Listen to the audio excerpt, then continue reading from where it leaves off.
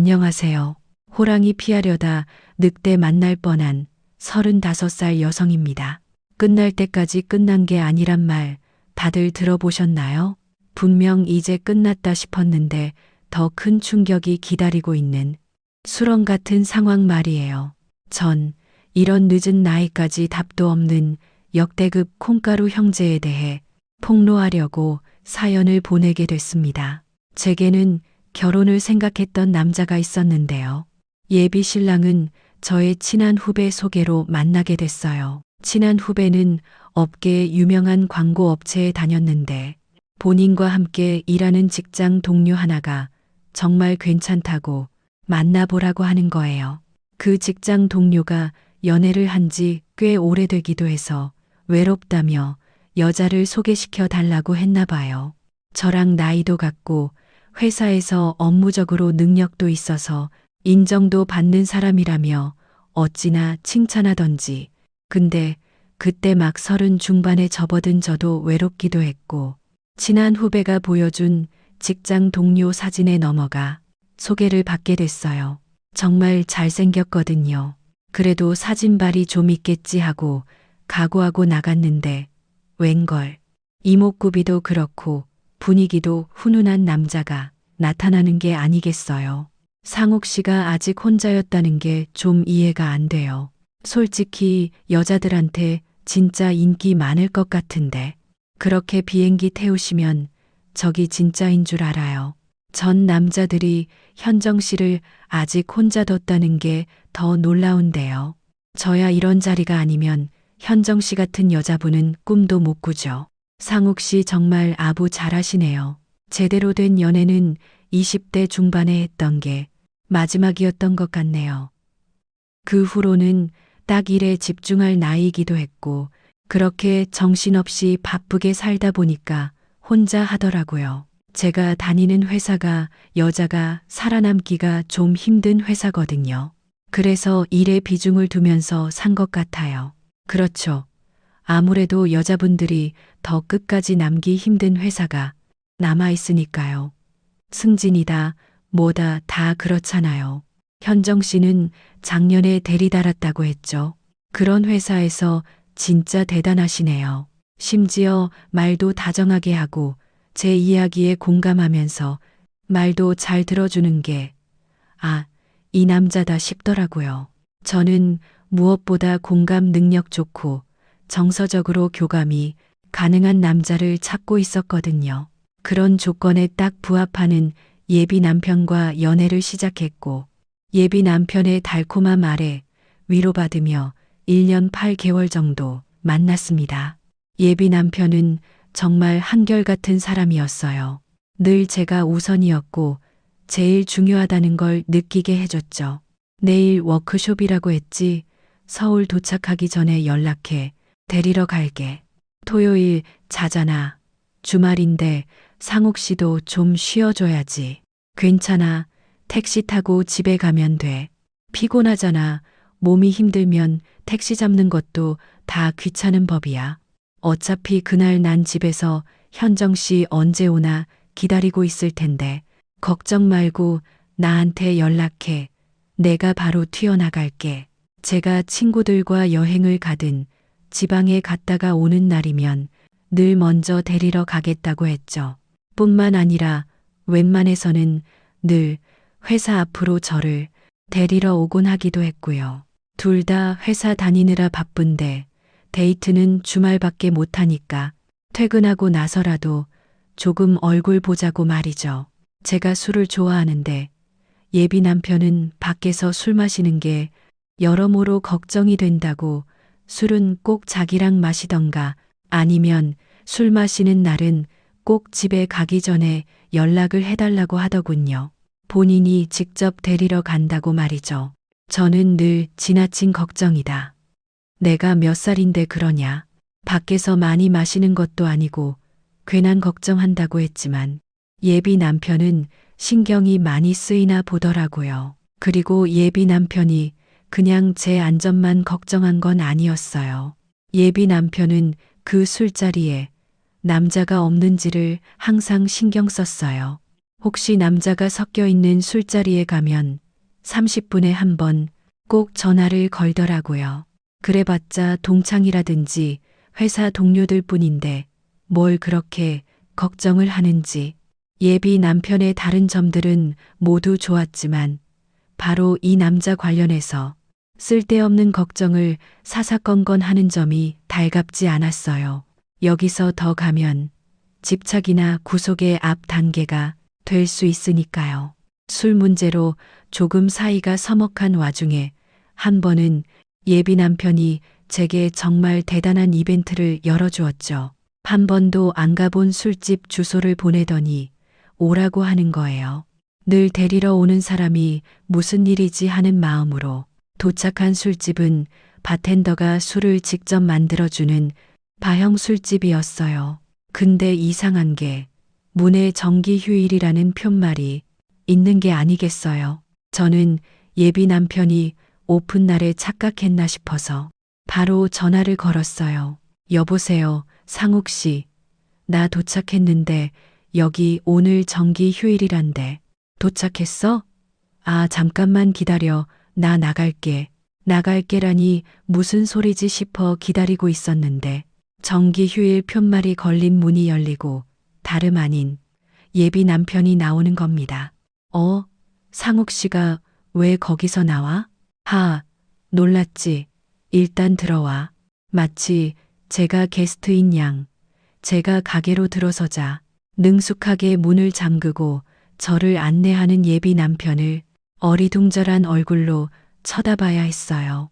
정기 휴일이 확실한 건지 술집은 텅 비어 있었고 저와 예비 남편밖에 없었죠.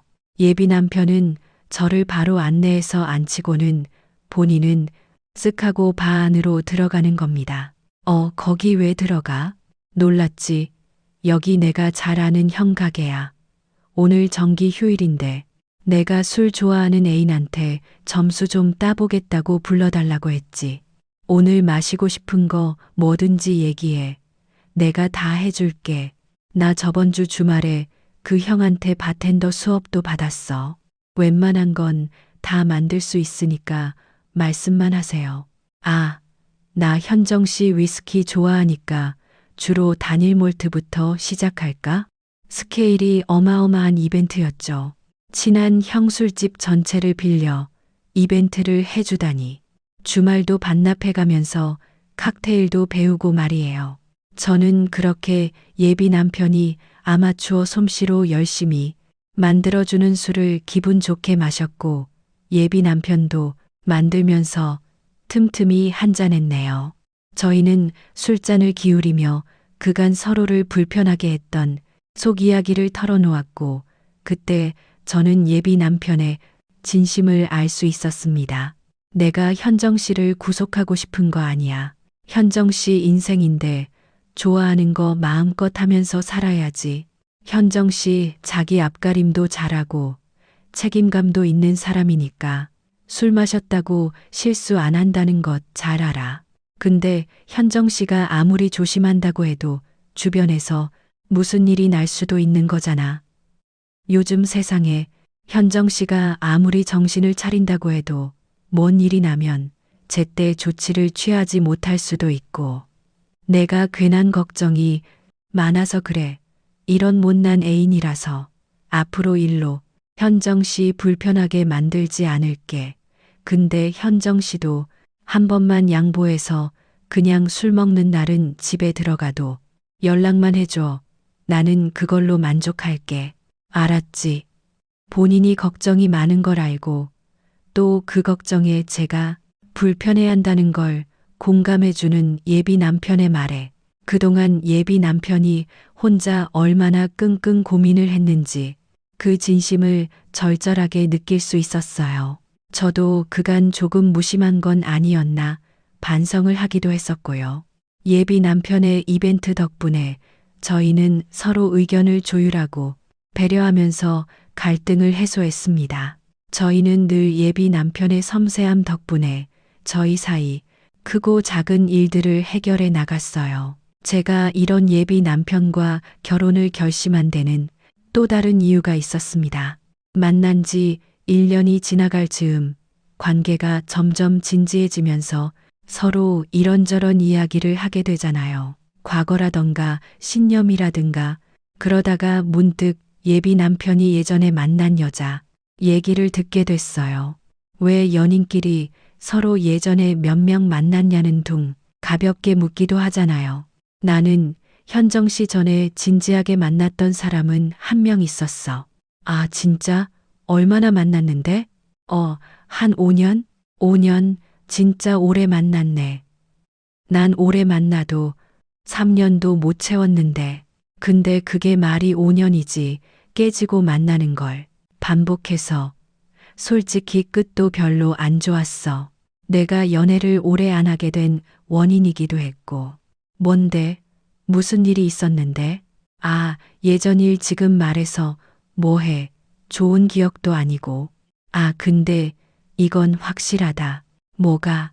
5년 만났던 그 여자보다 1년 만난 현정 씨한테 더 확신이 가. 내가 결혼할 여자구나 하고 말이야. 뭐야? 이거 전 애인이랑 나랑 비교하는 거야? 아니, 비교가 아니라 내 진심이야. 그 여자랑 만나면서는 한 번도 결혼이라는 목표를 생각해 본 적이 없거든. 그냥 오래 만나서 의무감으로 언젠가 결혼하겠지. 이런 생각을 해서였어도 말이야. 아, 이 여자랑 결혼을 해야겠다 이런 확신이 없었어. 근데 현정 씨한테는 확신이 가. 결혼을 한다면 현정 씨랑 꼭 하고 싶어. 그때는 이 말이 어찌나 달콤하게 들렸는지 저와의 미래에 확신을 갖는다는 말에 저 또한 결혼을 한다면 이 남자와 하고 싶다는 생각을 하게 됐어요. 이 이후로 저와 예비 남편 사이에 결혼 이야기는 구체화됐고요. 솔직히 이때까지만 하더라도 예비 남편과의 결혼에 큰 고민은 없었답니다. 결혼할 남자에 대해 고민은 없었지만 다른 곳에서 문제가 터졌네요. 바로 저희 아버지였어요. 저희 가족은 제가 어렸을 때 어머니가 지병으로 일찍 돌아가시고 아버지께서 홀로 저희 자매를 키우셨거든요. 도배 기능사로 일하시는 아버지께서는 밖에서는 도배를 하면서 몸이 부서져라 일을 하시고 집에서는 저와 동생을 돌보면서 정말 열심히 사셨습니다. 그래서 저희 자매와 아버지 사이 유대감은 참 특별했어요. 저희 아버지는 저의 하나뿐인 부모님이자 어떨 때는 인생의 선배, 또 무엇이든 먼저 이야기할 수 있는 친구 같은 존재였으니까요. 그런 아버지께서 제 결혼 소식의 기쁨보다는 허전함과 서운함을 느끼셨나 봐요. 30을 훌쩍 넘기고도 시집가지 않은 딸이 결혼할 사람이 있다고 하자 하신 말씀이 이거였으니까요. 무슨 벌써 결혼이야. 지금 이 나이에. 아빠 큰딸 내일 모레면 40이에요. 40. 그건 어느 나라 태산법이냐. 37이 무슨 내일 모레면 40이야. 만으로 치면 36이야. 36. 아니지. 너 생일도 아직 안 지났으니까 35이네. 진짜 그러면 얼마나 좋아요. 그리고 만난 지 이제 1년 지났다며. 너무 성급하게 하는 거 아니냐. 그놈이 결혼하자고 부채질했어? 아니에요. 그냥 자연스럽게 나왔어요. 나도 그 사람도 결혼할 때가 되기도 했고 또 한다면 그 남자랑 해야겠다 싶어요. 결혼할 때가 어딨어. 사람마다 다 다른 거지. 참 너도 요즘 애들답지 않게 뭐 그런 거 따지니. 아빠 나 요즘 애들 아니에요. 아빠 눈에로는 아기로 보지. 아빠 큰딸 어른이야 어른. 아버지는 계속 제 나이를 생각하면 아깝다, 아깝다. 한숨처럼 말씀하시다가 끝내 서운하다라는 말을 하시더라고요. 참 너무 일찍 어른이 돼서 너무 일찍. 부모한테는 자식이 얼마나 나이를 먹든 그저 애처럼 보이고 결혼한다고 하면 서운한 거야. 내 평생을 바쳐 애지중지 키운 딸이 홀랑 어디서 온지도 모르는 놈한테 간다고 하면 어느 나라 왕자라고 해도 내 딸이 아깝지. 그런 아버지의 말을 듣고 저도 어딘지 울적한 기분이 들더라고요. 아버지가 저희 자매를 어떻게 키우신지 잘 아니까요. 더우면 더운 곳에서, 추우면 추운 곳에서 가리지 않고 일을 하시면서 딸들은 그저 고생 안 하고 살길 바라셨던 분이니까요. 저는 아버지에게 아버지 딸이 선택한 사람이니 얼굴 한번 보라며 설득을 했습니다. 아버지는 몇 번 나중에라는 말로 미루시다가 끝내 예비 남편을 집으로 초대해서 만나보기로 하셨지요. 예비 남편은 제게서 우리 아빠가 벼르고 있다라는 경고를 듣고 잔뜩 긴장해서 예비 장인어른 마음에 들기 위해 필사의 노력을 다해서 준비했어요. 평소 회를 좋아하시는 아버지를 위해 광어부터 참치, 그때 제철인 방어까지 새벽 택배로 받아 바리바리 싸서 왔더라고요. 아버지는 예비 남편이 현관에 들어설 때부터 아주 매의 눈으로 살펴보셨어요. 입은 허허하고 웃고 있지만 아주 이리저리 뜯어보고 있는 게 제 눈에는 보이더라고요. 그래도 손님이니 아버지는 평소 솜씨를 발휘해 음식을 준비해 주셨고 예비 남편이 선물로 가져온 회까지 차려서 3인 식사를 시작했습니다. 아주 잘 먹네. 보기 좋아. 감사합니다. 장인어른. 그래도 먹는 모습이 보기 좋다는 말 들으니까 다행히 제가 조금 마음에 드셨나 봐요. 아직 멀었어. 아, 아빠 제발 밥은 편하게 먹게 해줘요. 상욱 씨 혹시 우리 아빠 농담하는 거야? 농담해 주시면 저야 감사하죠. 그만큼 제가 편하게 느껴지신다면 건데. 장인어른 저는 그 어떤 장난이나 농담이라도 아주 환영합니다. 다소 무뚝뚝한 저의 아버지 대꾸에도 그저 싱글싱글 웃으면서 모든 대답을 잘하는 예비 남편의 모습을 보니 이 정도 너스레면 우리 아버지도 안 넘어가고는 못 배기겠다 하는 생각이 들어서 일시름 덜었네요. 생각보다는 훨씬 화기애애한 분위기라서 인사드리는 자리가 잘 마무리됐다고 만족스러웠는데 식사도 잘하고 이런저런 대화도 나눈 후 저녁에 예비 남편이 집에 가고 나서 어딘지 저희 아버지 표정이 무표정하시더라고요. 분명 예비 남편과 같이 있을 때는 그대로 잘 웃으시고 말도 잘하시던 분이 예비 남편이 집을 나간 후에 깊이 생각에 잠겨 계신 표정을 지어서 괜히 불안해졌어요.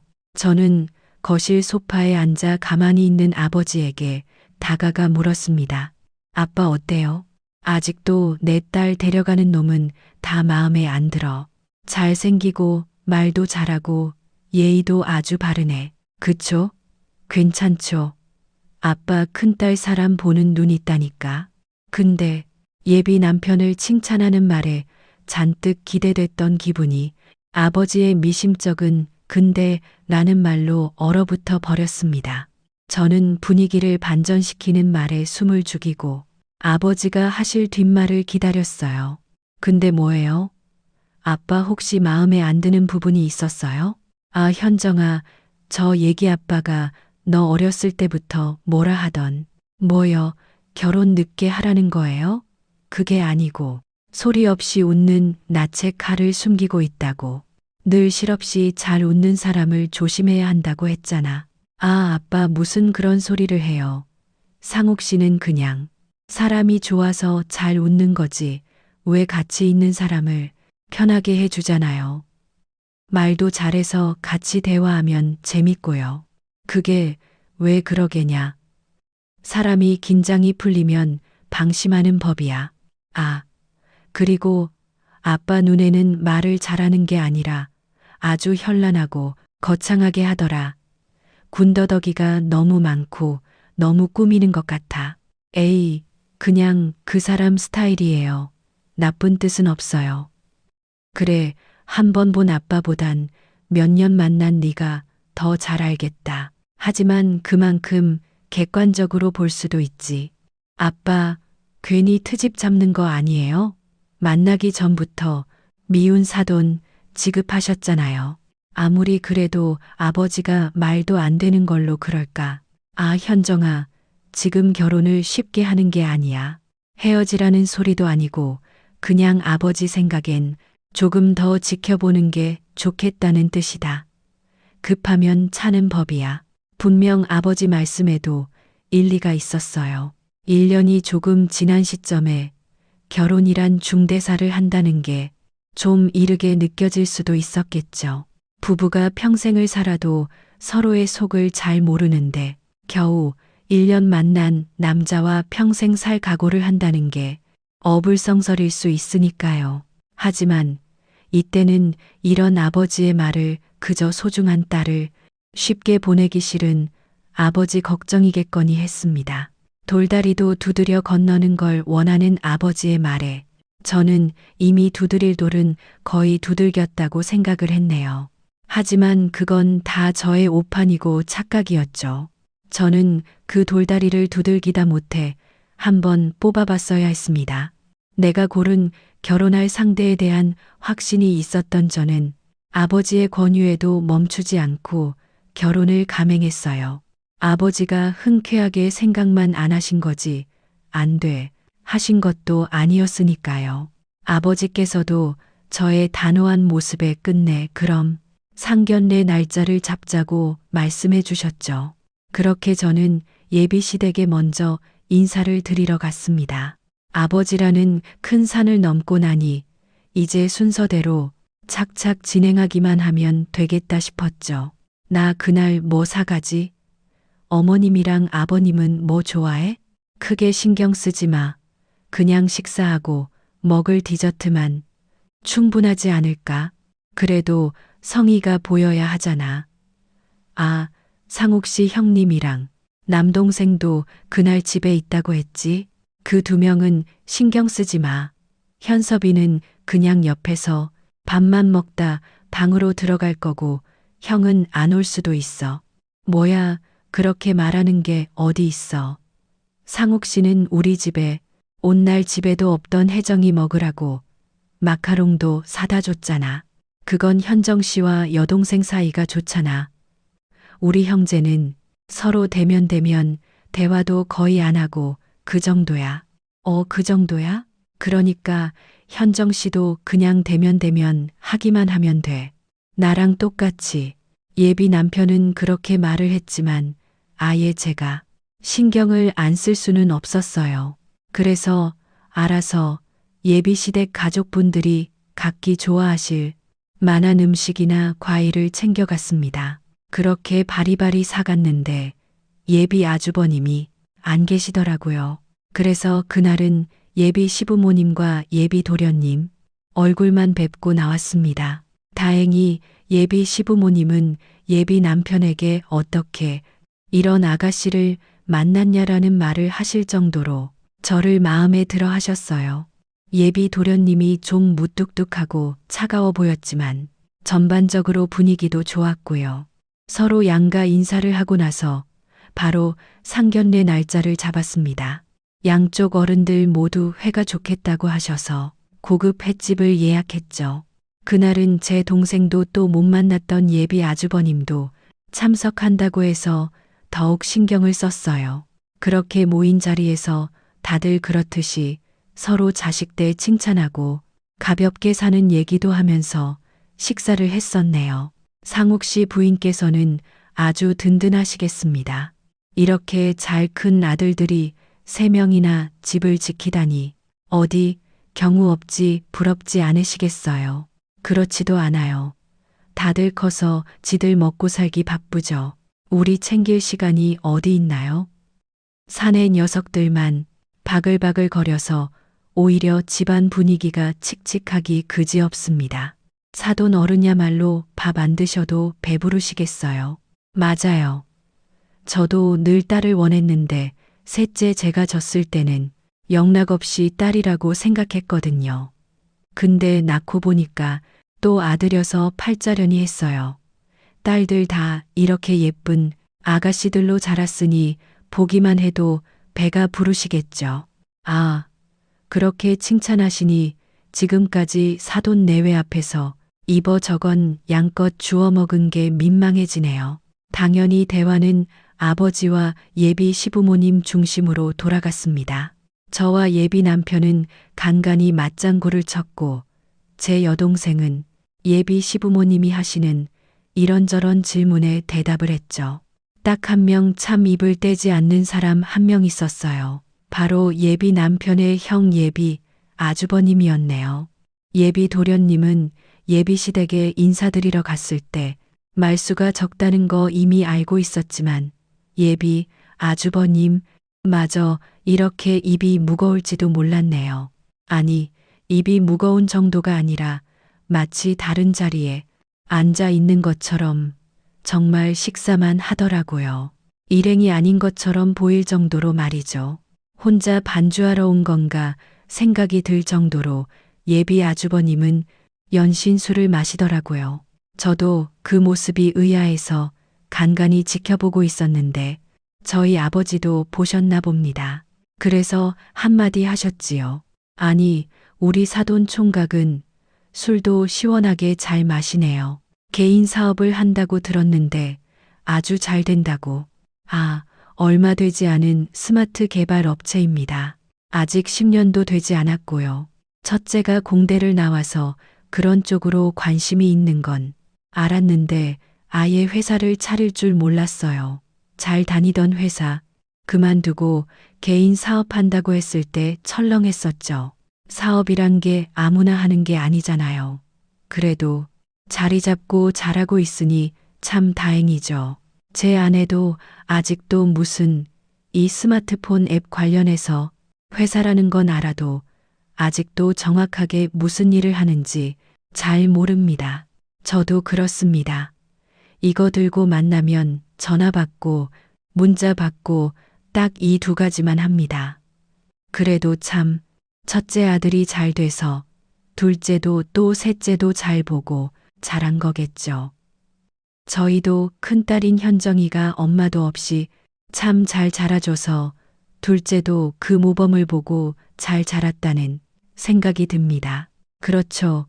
윗물이 맑아야 아랫물도 맑은 법 아니겠습니까? 저희 아버지와 예비 시아버지께서 자식들 얘기하며 술잔을 부딪히는데 그 순간 흐흐 이런 작은 코웃음 소리가 들렸습니다. 정확히는 예비 시아버지께서 말씀하신 윗물이 맑아야 아랫물도 맑은 법이라는 말에 맞춰 나온 비웃음이었죠. 양가 어른들의 웃음소리와 잔이 부딪힌 소리에 묻혀서 잘 들리진 않았지만 저는 들을 수 있었어요. 왜냐하면 저의 맞은편에서 들렸거든요. 바로 예비 남편의 형 웃음소리였습니다. 그 순간 저는 저 사람이 왜 웃지?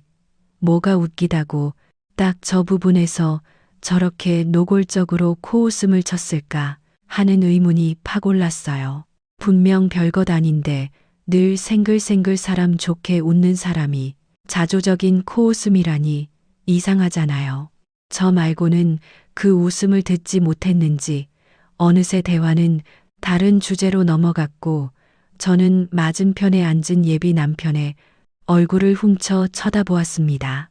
마치 이전에 무심코 낸 웃음이 없는 일인 양 다시 생글생글 웃으면서 어른들의 대화를 지켜보고 있더라고요.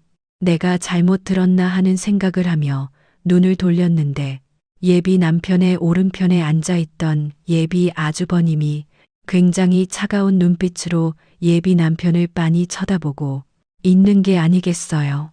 그러다 저랑 눈이 마주치자 바로 눈길을 식탁으로 옮겨서 술을 들이켰어요. 여러분, 이게 무슨 상황으로 보이시나요? 예비 남편은 본인 형제들이 그냥 가까운 사이가 아니라고 했지만 분명 그냥 대면대면할 만한 사이가 아니라 아예 사이가 안 좋은 형제라고 생각을 했어요. 노골적으로 비웃음을 날릴 정도면 어느 정도의 꼬인 감정 있는 건 아닌가 싶었죠. 이건 저만의 착각이 아니었습니다. 상견례 자리를 마치고 집으로 돌아와서 제 동생이 그러더라고요. 언니, 근데 형부랑 형부 형이랑 되게 사이가 안 좋아 보이더라. 둘 사이에 참 갈등이 심해 보였어. 그렇지. 너도 그렇게 느꼈지. 근데 사이가 안 좋은 건 아니고 그냥 안 친하대. 성격이 완전 딴판이라서. 그 정도가 아니던데. 눈도 안 마주치고. 게다가 내 생각에는 분명 뭔가가 있어. 언니도 확인해봐. 결혼하고 나중에 중내산에 한 형제 있는 거 알게 되면 언니만 손해지. 같은 집안 사이에 그렇게 얼굴 붉힌 사이가 있다는 건 먼저 알고 가는 게 낫지 않겠어? 그건 그렇죠. 확실히 눈도 안 마주칠 정도로 사이가 아주 나쁜 형제가 있다면 먼저 아는 게 저도 마음이 편하겠다 싶더라고요. 저는 시간이 조금 지나서 예비 남편에게 넌지시 이야기를 꺼냈어요. 상욱 씨 혹시 상욱 씨 형님이랑 동생이랑 사이가 많이 안 좋아? 왜? 그래 보였어? 조금 상견례 자리에서도 그렇고 되게 남처럼 있어서. 남 같은 거 맞아. 그 정도로 뭐 달 사이가 아니거든. 왜?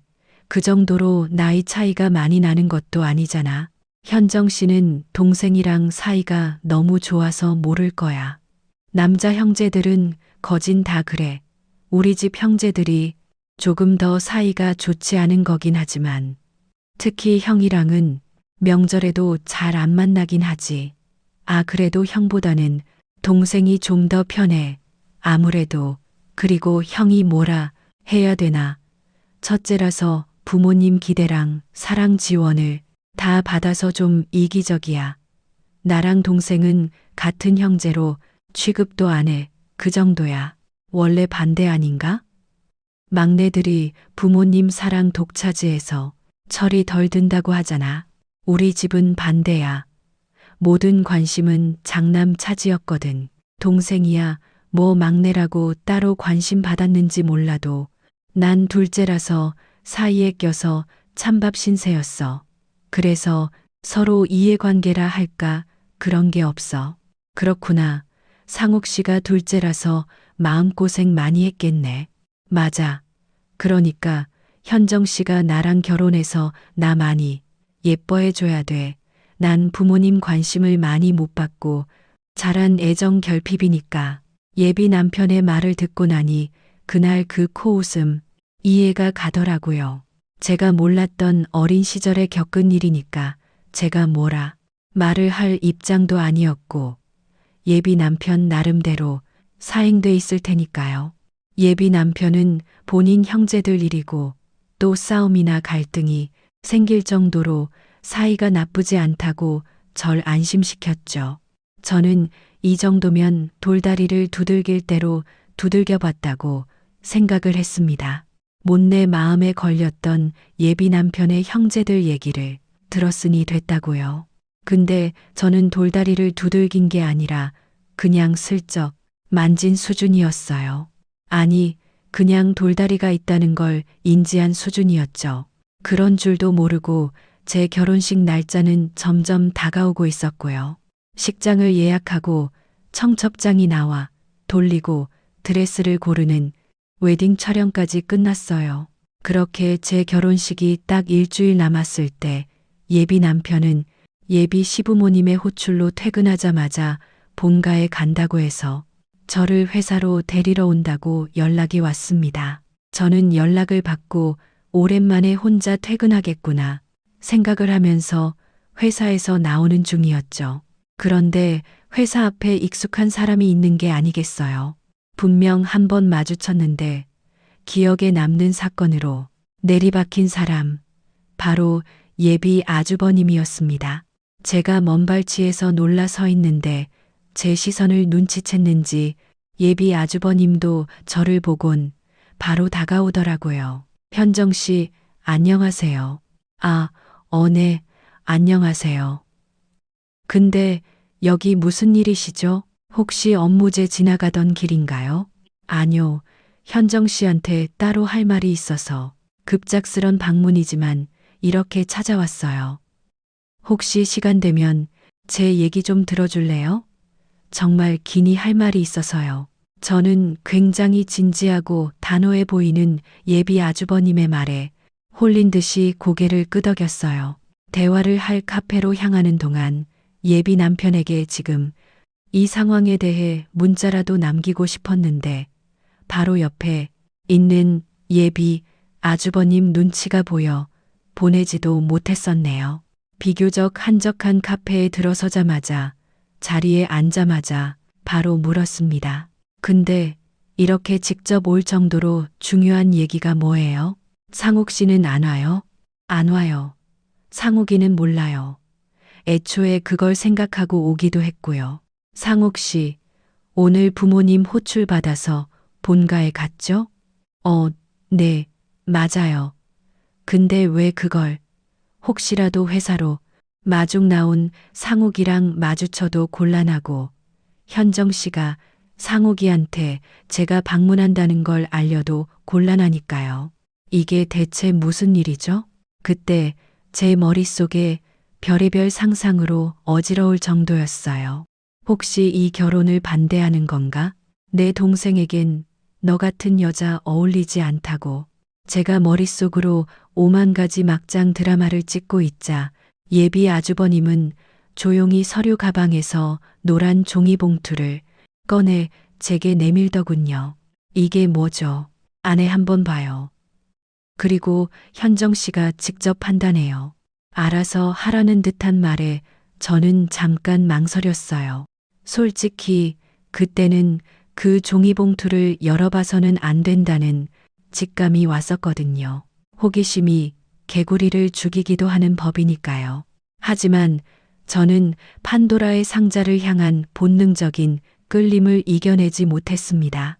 살짝 흔들리는 손으로 종이봉투를 열었고 그 내용물을 확인하고 나서 내가 상상한 막장 드라마는 막장도 아니구나. 바로 이게 막장이구나 하는 깨달음을 얻었죠. 예비 아주버님이 건넨 종이봉투에는 한 뭉치 정도 되는 사진이 들어 있었고 그 사진 속 주인공은 일주일 뒤에 저와 결혼하는 남자 바로 예비 남편이었습니다. 중요한 건 사진 속 인물이 예비 남편만이 아니라는 거였죠. 저는 차갑게 식는 피를 느끼며 조용히 물었습니다. 이게 지금 뭐죠? 저한테 뭘 보여주신 거예요? 보이는 그대로예요. 상욱이가 6개월 전부터 만나고 있는 여자요. 아니, 다시 만나는 여자라고 해야겠죠. 다시라고요? 상욱이가 현정 씨 만나기 전에 5년 만났던 여자가 있다고 하지 않았어요? 있어요. 있었죠. 5년 만난 여자가 있었다고. 근데 지금 이 사진 속에 있는 여자가 그 전 애인이란 게 믿을 수가 없었어요. 예비 남편이 바람을 피우고 있다는 폭로를 들은 것도 믿을 수 없었지만 사진 속의 여자는 예비 남편보다 최소 10살은 더 많아 보였거든요. 속이 부글부글 끓는 와중에 이상하리 많지 날카롭게 이성이 깨어났어요. 지금 제 눈앞에서 예비 남편의 비밀을 폭로하는 사람은 예비 남편과 적대적인 사이인 사람이라는 것을요. 당장 이 여자가 누구냐, 언제 찍은 거냐고 묻는 것보다는 그 의문을 해소하고 싶었습니다. 근데 이게 저랑 만나는 도중 찍은 거라는 걸 어떻게 믿죠? 예전 사진일 수도, 아니, 다시 만나는 게 아니라 우연히 마주치거나 아무 감정 없이 만난 사진일 수도 있잖아요. 사진 제대로 안 봤죠? 자세히만 봐도 얼마 안 된 사진인 건 알 수 있어요. 또 다시 만나지도 않은 인간들이 차 안에서 입을 맞추거나 관광지 호텔 앞에서 사진이 찍히지 않죠. 담담한 예비 아주버님의 말에 저는 손안에 있는 사진을 다시 봤습니다. 분명 둘은 차 안에 앉아 서로 손깍지를 끼고 서로의 손등에 입을 맞추고 팔짱을 끼고 건물로 들어가는 등 누가 봐도 연인 분위기를 확실히 풍기고 있었어요. 그리고 제가 놓친 게 하나 있었습니다. 바로 사진 속 예비 남편이 입은 코트. 어쩐지 낯익은 코트를 살피니까 이건 제가 만난 지 300일이 되는 기념일에 사준 캐시미어 코트였어요. 내가 거금을 들여 사준 코트를 걸치고 5년 전 애인과 함께 껴안고 있는 겁니다. 본인이 입을 코트 안에 그 여자를 품고 있으면서요.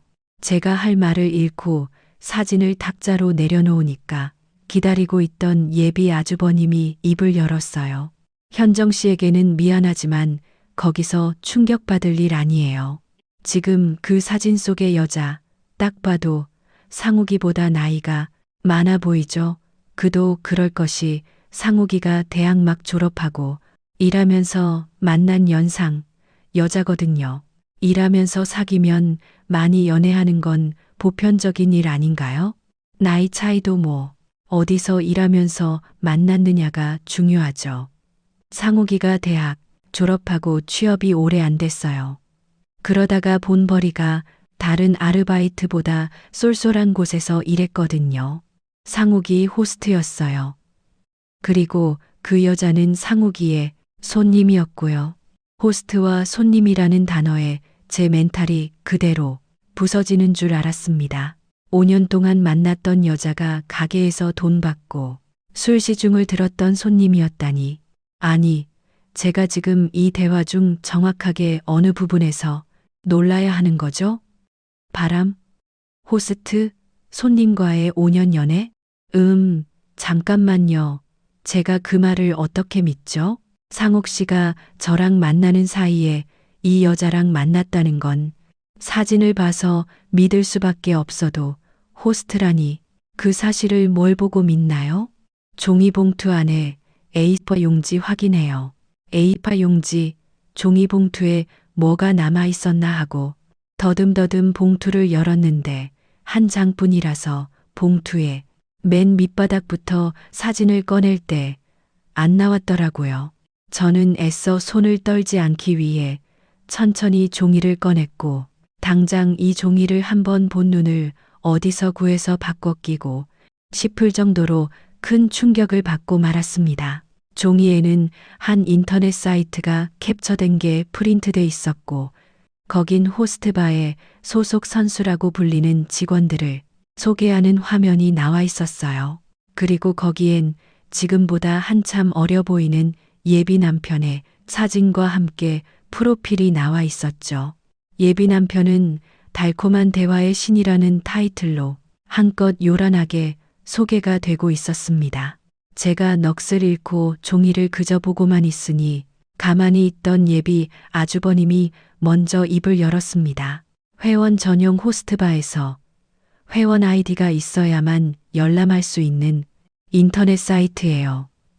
오래돼서 지금은 사이트 자체가 없지만 상욱이가 일했던 그 당시 화면을 남겨놓은 겁니다. 여기서 일하면서 돈은 꽤 벌었을 거예요. 그 돈으로 학자금 대출도 다 갚기도 했고 또 같이 일했던 형은 이때 모은 돈으로 종로에 번듯한 술집을 내기도 했다고 하니까 믿든 말든 현정 씨 몫이지만 나는 남의 집 귀한 딸인 현정 씨가 아무리 제 동생이라지만 이런 과거를 갖고 바람까지 피는 사기꾼하고 엮여서 후회하지 않길 바래요. 분명 제 눈앞에 있는 증거들은 믿고 말고 할 게 아닌 그냥 진실 그 자체였습니다. 예비 남편이 다른 여자와 바람을 피웠다는 거, 또 호스트바에서 일했던 거, 이 커다란 두 가지 충격이 말입니다. 결혼 일주일 앞둔 이 시점에서 당장 이걸 어떻게 해야 하나. 확실히 선택은 결혼을 한다, 안 한다. 이 두 가지일 뿐인데 눈앞에 수천 가지의 선택지가 있는 것처럼 머리가 터질 것 같았어요. 근데 또 다른 의문은 왜 이 눈앞의 남자가 생판남인 제게 동생의 더러운 진실을 말했냐 이것이었습니다. 분명 예비 아주버님은 예비 남편에게 안 좋은 감정을 갖고 있었고 예비 남편에게 들은 바로는 이기적이고 거만한 사람이었으니까요. 근데 왜 그저 사이가 별로 좋지 않다는 이유로 동생의 결혼을 망치려고 하느냐. 이게 가장 큰 의문이었고 이 점 때문에 제 눈앞에 있는 진실을 그대로 받아들이지 못했습니다. 저는 앞에 있는 찬물을 크게 한 모금 들이키고는 바짝 마르는 입을 열었습니다.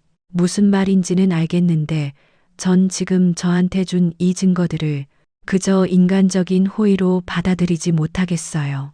제가 상욱 씨한테 듣기로는 형제 사이가 좋지 않다고 듣기도 했고 그런 점 때문에 사이가 안 좋은 동생을 힘들게 만들기 위해 저를 이용한다는 느낌도 솔직히 지울 수가 없네요.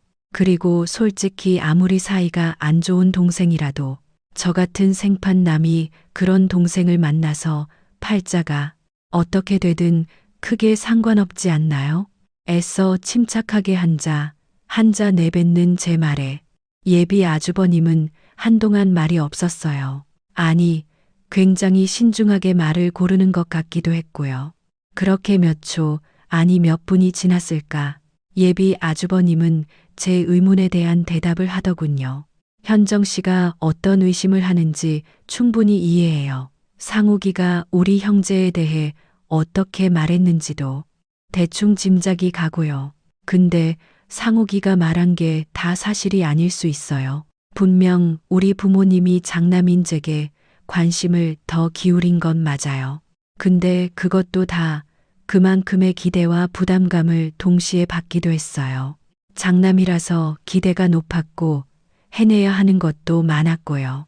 상욱이는 중학교 때부터 이미 사고란 사고는 다 치고 다녀서 부모님 눈밖에 났었어요. 담배, 술, 싸움 그런 걸로 어머니는 맨날 학교로 불려가셨고 강제 전학도 한 번 갔고요.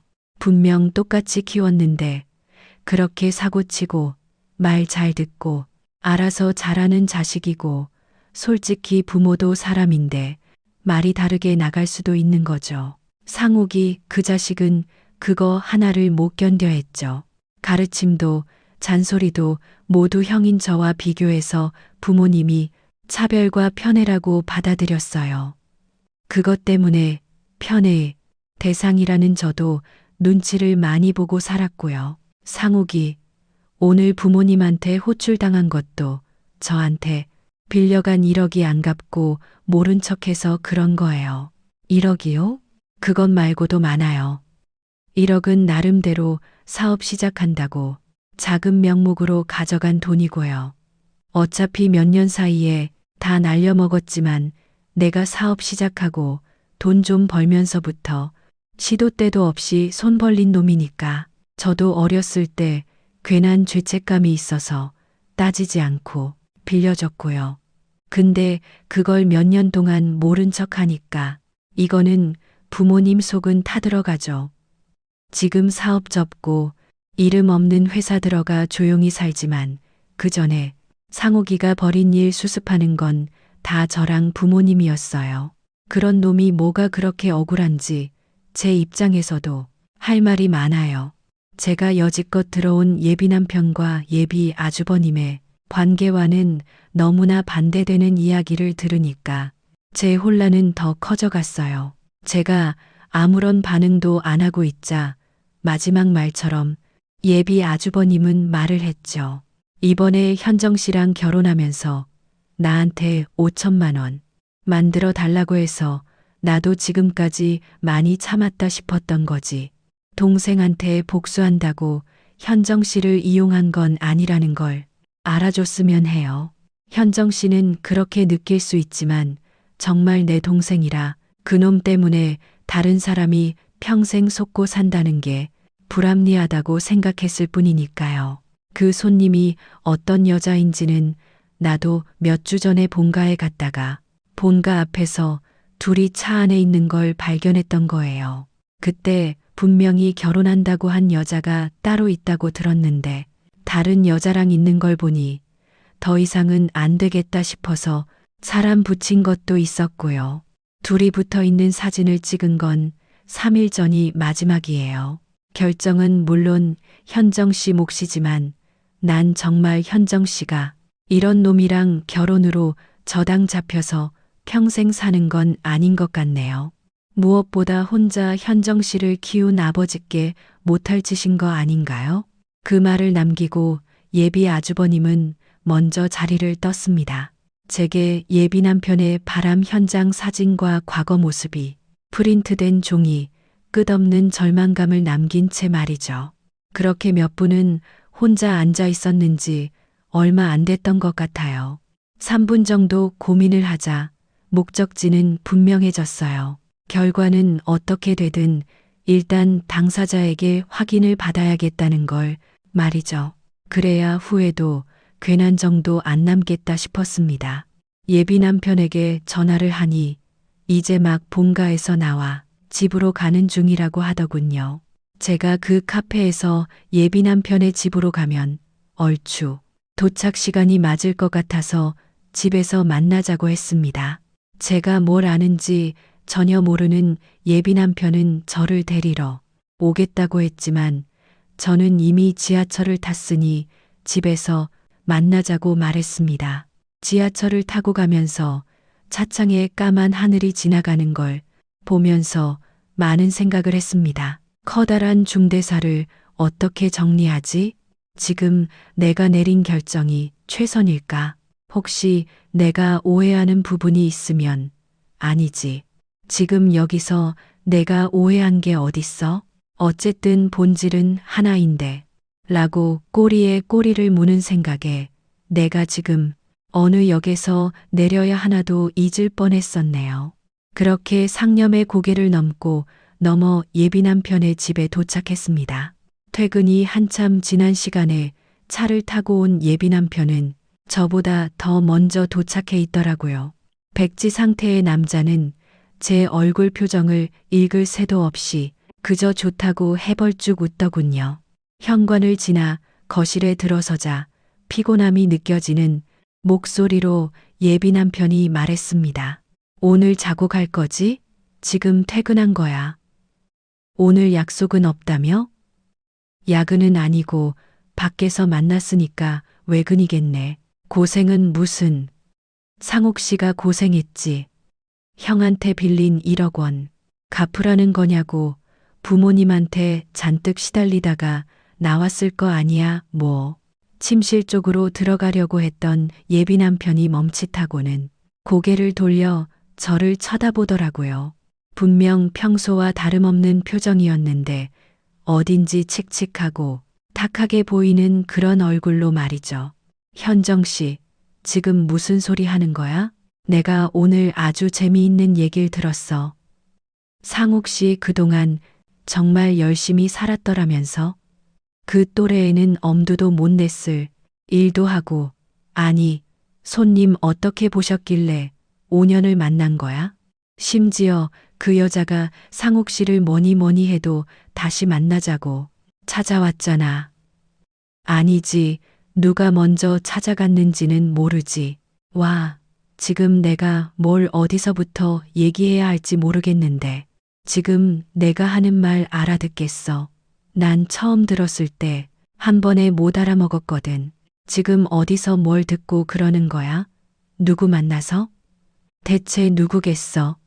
상옥 씨도 알잖아. 누가 상옥 씨 과거를 모조리 알고 그걸 이용해서 결혼을 망하게 하려고 하겠어?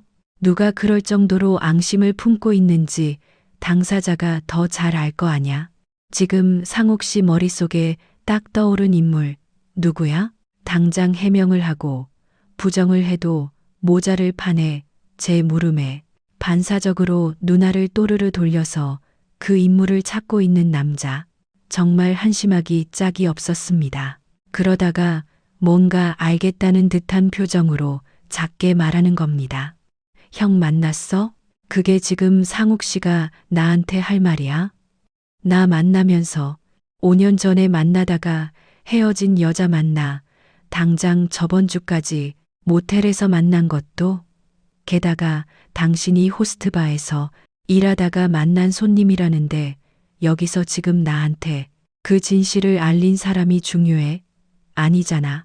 아, 현정 씨, 잠깐만, 그게 아니라 한 가지 말하겠는데 나 당신 형한테 상욱 씨가 그 여자 만나는 사진이랑 호스트바에서 일할 때 그 사이트에 올라온 화면까지 다 확인했어.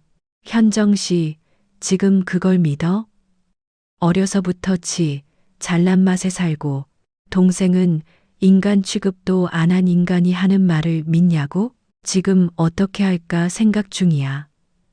나는 당신 입에서 나오는 말로 결말 보고 싶고 솔직하게 말해. 정말 이제 거짓말 한 톨 안 보태고 다 말해. 당신이 당신 형한테 1억 넘는 돈 빌린 것도 이번 결혼을 빌미로 5천만 원도 받으려고 한 거 알아. 그러니까 그냥 까봐.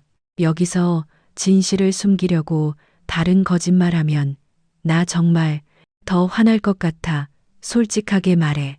숨을 고르면서 또박또박 말하는 저를 보고 예비 남편은 연신 깊은 한숨을 내쉬면서 머리를 쓸어 올렸습니다.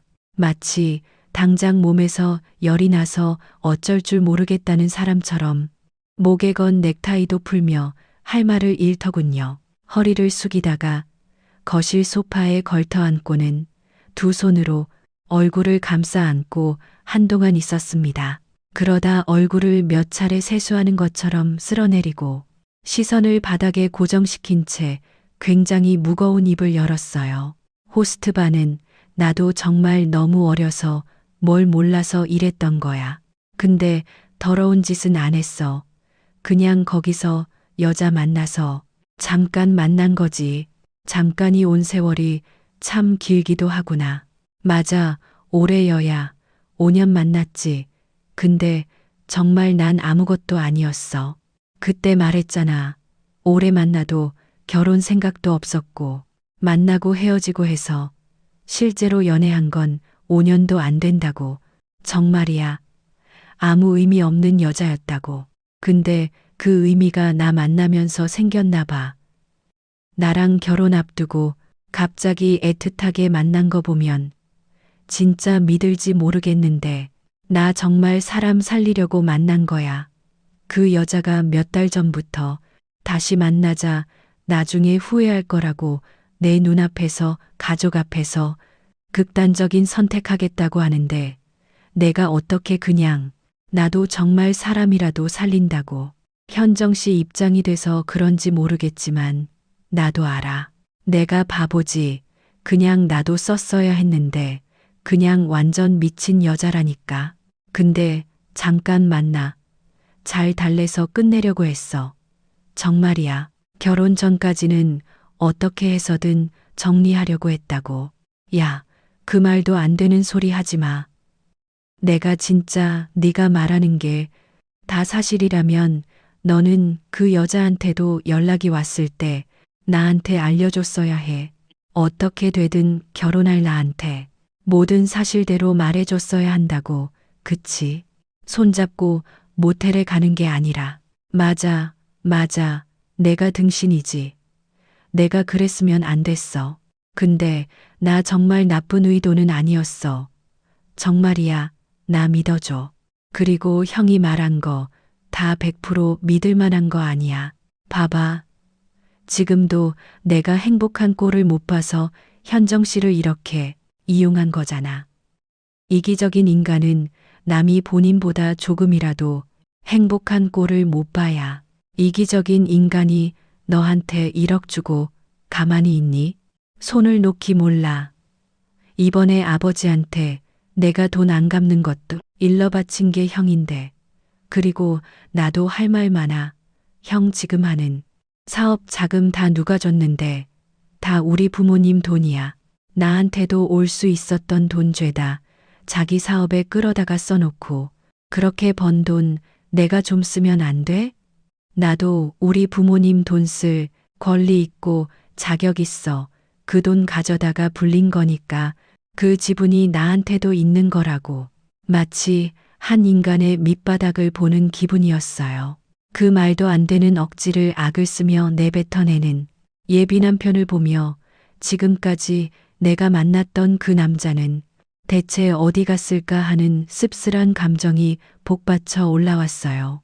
제가 아무 말도 안 하고 있자 예비 남편은 본인도 조금 숨을 고르고 침착하게 말하더군요. 아, 지금 우리 헤어지면 형 그 인간 뜻대로 되는 거야. 자기보다 먼저 결혼하는 동생 보고 배 아파서 이 딴짓 하는 거라고. 지금 현정 씨가 나랑 헤어지면 그 인간한테 보기 좋게 이용당하는 꼴이라고. 아니, 이용당하는 건 어쩌면 내가 아니야. 나는 부수적으로 내 인생 구제한 거야. 내가 지금 당신이랑 헤어지는 건 밝혀온 과거 감추고 심지어 그 과거에 만난 여자를 현재도 계속 만나고 있는 당신의 그 뻔뻔하고 쓰레기 같은 모습 때문이야. 괜히 당신 형 끌어다가 피해자인 척하지 마. 당신은 그저 본인 업보에 발 걸려서 넘어졌을 때 마침 앞에는 낭떠러지가 있어서 떨어진 멍청한 인간일 뿐이야. 저는 그대로 예비 남편, 아니 한때 예비 남편이었던 남자의 집을 나왔습니다. 뒤에서 다 쉬어가는 목소리로 저를 부르는 목소리가 들렸지만 단 한 번도 뒤돌아보지 않았어요. 그대로 집으로 돌아왔습니다. 아버지는 늦게까지 연락 없이 들어오지 않는 다 큰 딸을 거실에서 기다리고 계셨고요. 저는 아버지 얼굴을 보자마자 참아왔던 울분을 터뜨려서 울었습니다. 방 안에서 자고 있던 동생까지 깨서 나와서 제게 달려왔네요. 저는 이제 다 끝이라고 다 끝내고 왔다고 하면서 모든 일을 설명을 했고 아버지와 동생은 쌍욕을 하다가 나중엔 저와 함께 울면서 저를 위로해줬죠. 잘했다고. 셋이서 얼싸안고 막장 드라마란 드라마는 다 찍었었네요. 다음 날 눈을 뜨자마자 저 시간에 그 인간에게 위약금을 포함해서 부담해야 하는 결혼 비용을 정리해 문자로 보냈습니다. 결혼을 취소하는 쪽에서 위약금을 부담하는 게 도리니까 알아서 하라고 말이죠. 제가 지금까지 냈던 돈을 빠짐없이 정리해서 일주일 내로 보내라고 했습니다. 제 문자에 득달같이 전화를 하더군요. 어떻게 해서든 말을 더 섞어서 설득을 하려는 것 같아 받지 않았습니다. 그러니 다시 대화를 하자고, 대화로 해결하자고, 결혼은 그렇다 치더라도 새로 시작하는 마음으로 다시 만나자고 문자를 보내오더군요. 저는 그냥 문자 한 통 보내고 끝냈습니다. 너 호스트 선수 출신인 거 동네방네 소문내고 싶으면 계속 어디 매달려 봐라. 난 깨끗하게 끝내고 싶어. 너만 협조한다면 일주일이야. 그 기간 지나면 나도 내 방식대로 할 거야. 이렇게 말입니다. 그 후로 핸드폰은 잠잠하더군요. 그 더러운 과거가 소문나는 게 무섭긴 했나 보더라고요. 그날은 오전 반차를 내고 쉬었습니다. 스트레스가 쌓이고 긴장이 풀리니까 잠이 제 몸을 덮쳤어요. 회사 사람들에게, 친구들에게, 친지들에게 파혼 소식을 알리고 천천히 의상을 찾아갔습니다. 회사에서는 동료들이 그저 이제 눈치를 보고 집에서는 아버지와 동생이 제 눈치를 봤네요. 여기저기 가시밭길 같았습니다. 겉에서는 아무렇지 않고 아무 일 없었던 것처럼 행동했지만 완전한 해방의 기쁨이 언제쯤 올지 끝이 보이지 않았죠. 그래도 이렇게 끝났으면 다행이겠네요. 사연 맨 서두에 말했던 것처럼 호랑이를 피하다가 귀신 만날 뻔했다고 했죠? 아, 제가 피한 호랑이는 다행히 제때 돈을 보내고 이후 별다른 연락을 하지 않았습니다. 물론 제때 안 보내고 3주 이후에 보내긴 했지만 그냥 제대로 받았다는데 의미를 두기로 했어요. 여기서 귀신은 결혼할 뻔한 그 인간이 아니라 그 인간의 형입니다. 분명 불순한 의도가 있었던 그 인간은 동시에 제 인생의 구원자이기도 했잖아요. 형제 싸움에 저를 이용하긴 했어도 어쨌든 몰랐던 사실을 귀띔한 덕에 알고 탈출할 수 있었으니까요. 그런데 그런 구원자 역할에서 그치지 않고 어느 순간 갑자기 저에게 연락을 하더라고요. 제가 파혼하고 얼마 지나지 않아 연락을 해서 만나자고 했죠. 저는 혹시 내가 들어야 할 말이 더 있나 하는 생각에 바로 약속을 잡아 나갔습니다. 아까 말했듯이 호기심이 개구리를 죽이는 법이죠. 그렇게 더 남은 게 뭐가 있나 하는 불안감으로 나간 자리에서 예비 아주버님이 어떤 사람은 제게 대뜸 잘 지내냐? 동생과 파혼하고 나서 걱정을 했다는 여러모로 부적절한 말을 하더라고요. 잘 지냈어요. 솔직히 내가 현정 씨 결혼을 망쳤거나 마찬가지라서 걱정했어요. 그럴 필요 없어요. 결혼을 못하긴 했지만 그 덕분에 제 인생 구했으니까요. 그래도 괜히 이용한 걸로 보이는 것 같아 마음이 좀 그랬네요. 이용한 게 어때서요? 아주버님. 아니, 그쪽은 절 이용해서 싫어하는 동생한테 잘 막았고 저는 그쪽이 용해서 더러운 사기꾼한테서 벗어났으니 서로 상부상조했다고 생각해요. 저는 그럴 테니까. 그러니까 괜한 걱정하지 마시고 여기서 정리했으면 해요. 솔직히 상욱 씨랑 연관된 모든 사람들과 평생 얼굴 보고 싶지 않거든요. 가족이라면 더더욱이요.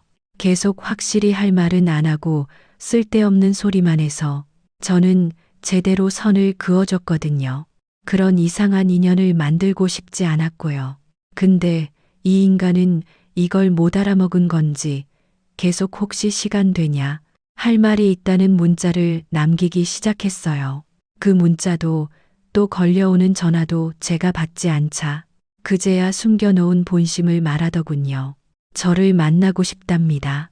처음 상견례 자리에서 만났을 때부터 마음에 들었고 그런 저를 위해 동생을 저버리는 짓을 했다고요. 그러니 한번 만나 달라고 말이죠. 이게 믿어지시나요? 더러운 사기꾼 호랑이 피해 나왔는데 이제는 구역질나게 쫓아오는 귀신 하나가 제 앞을 막으려고 하네요. 진심으로 소름 끼치도록 끔찍했습니다. 전 동생을 저버린 건 당신 선택이고 내가 당신 동생이나 당신 같은 집안과 엮이는 일은 앞으로 평생 없을 겁니다. 앞으로 더 이상 연락해 온다면 난 내 방식대로 대응할 겁니다. 한 회사 대표로 이렇게 많은 사람 앞에 있으니 이쯤 하길 바랍니다. 이렇게 따끔하게 문자 보내고 그 번호를 차단해 버렸네요. 아무리 서로 물고 뜯는 사이라 해도 피는 물보다 진하네요. 겁 많고 구질구질한 본질은 형제 둘이 똑 닮았어요. 와, 정말 제대로 액땜한 기분이에요. 마치 앞으로 10년간 제게 올 불행이란 불행을 모아 한 번에 털어낸 기분이에요. 물론 그 불행이 저를 아슬아슬하게 비껴간 것도 어떻게 보면 행운이라 볼 수 있지만요. 정말 만약 이 사연을 그 형제 두 명이 듣는다면 말해주고 싶네요. 서로 끔찍하게 싫어하는 주제에 서로의 안 좋은 점은 닮았다고 말이에요. 남 생각 안 하고 뻔뻔한 내면의 본질이 아주 똑같았습니다. 살면서 그런 사람들 많잖아요. 본인 집안 사람들은 죄다 답이 없고 이상한데 본인 하나만 정상이라며 진흙 속 진주라고 하는 사람 말이에요. 근데 본인이 진주인지 아니면 그저 그 진흙에 굴러다니는 수많은 돌멩이 중 하나인지 구분 못하는 사람도 있더라고요. 진짜 진지하게 만나는 상대방이 본인 집안에서 유일하게 정상적인 사람이라고 하는 사람은 유심히 살펴보시길 바랍니다. 혹시 그 집안에서 유일하게 이상한 사람일 수도 아니면 가족 전체가 그 이상함을 공유하는데 본인만 모를 수 있으니까요. 전 그렇게 무난했던 일상으로 무사히 돌아가는 중이에요. 매번 즐겨 듣는 이 채널이 많은 도움이 되고 있어요. 정말 감사합니다. 앞으로 저도 또 저와 함께 채널을 애청하는 분들 모두 행복하시길 바랍니다.